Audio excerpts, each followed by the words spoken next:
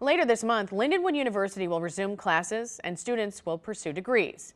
But they probably won't have a graduation ceremony like the last one. Frank Cusimano joins us with the story. And Glen Markway's goal after he graduated from Lindenwood was always to work with an organization called Friends of Kids with Cancer. It had everything for him. He was a friend to everybody. He loved kids and unfortunately got cancer.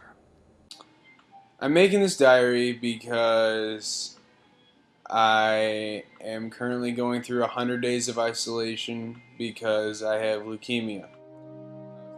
On this Lindenwood campus, it's a story of life, death, and a diploma. Glen Markway was born 23 years ago, and he was always active.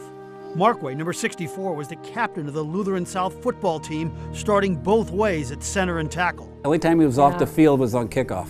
From there, it was on to rugby, a physical sport for a physical man who stood 5'11" and weighed 250 pounds. Like there was a game where he got like elbowed in the eye or something and he was just like bleeding. At Lindenwood, Glen was a key player on their 2012 national championship team. He wore his heart on his sleeve and it was showed in the way that he played rugby.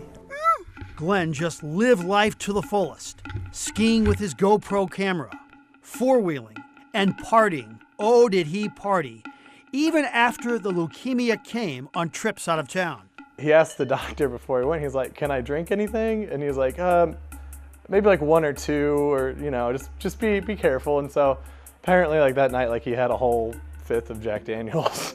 Most of those trips were taken with the love of his life, his girlfriend of nearly 7 years, Julie Ale. Known for the guy that's always up for a dance in the bar, always buying a round of shots.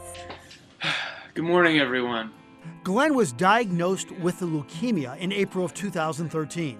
5 rounds of chemo, 65 straight days in a hospital, later a stem cell transplant. It was a 2.5-year battle. Then on August 1st, Glen Markway passed away.